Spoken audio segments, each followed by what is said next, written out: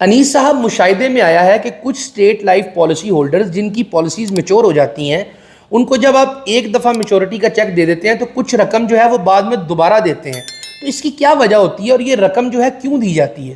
بہت شکریہ یاس صاحب. اصل میں ہوتا یہ ہے کہ جب ہم کسی کو میچورٹی کا چیک دیتے ہیں تو اس کی جو ڈیٹ آف میچورٹی ہوتی ہے، اس کی میں اگزامپل دے کے سمجھاتا ہوں تاکہ سمجھنے میں آسانی ہو.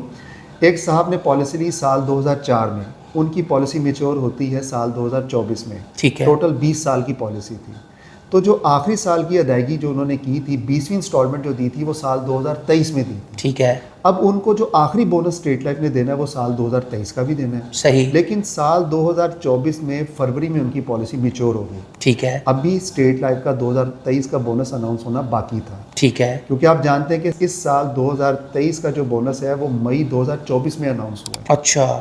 یعنی کہ ایک صاحب جو کہ فروری میں اپنی میچورٹی کا چیک لے جا چکے ہیں، ان کو جو ہے دوبارہ ہم نے ڈفرینس 2023 کے بونس کے حساب سے دینا ہے. ٹھیک ہے. فار ایگزامپل اگر ہم نے کسی کو سال کے آخر کا جو بونس تھا 2022 کا وہ تھا 140 روپے فی ہزار. ٹھیک ہے. جیسے ہی 2023 کا بونس اناؤنس ہوا تو اس کی جو ویلیو تھی وہ 147 روپے ہو گئی. ٹھیک اب ہے. یہ جو 7 روپے کا ڈفرینس ہے وہ ہم نے پالیسی ہولڈر کو دینا ہوتا ہے. صحیح. اس کے ساتھ ساتھ ابھی لوئلٹی بونس کا کیونکہ اعلان نہیں ہوا تھا، سال 2023 کے بونس میں اس کا بھی اعلان کر دیا گیا، تو 200 روپے فی 1000 روپے کا جو ڈفرینس ہے وہ بھی ہم قابل ادا کریں گے. صحیح. اور آپ کے علم میں ہے کہ سال 2023 میں ایک اسپیشل بونس کا اعلان کیا گیا جس کا نام خوشحالی بونس ہے. بلا شبہ. تو ایسے افراد جن کی پالیسی 2023 کے مطابق میچور ہو گئی تھی، ان کو بھی ہم نے خوشحالی بونس کا ڈفرینس جو ہے وہ دوبارہ منتقل کرنا ہے.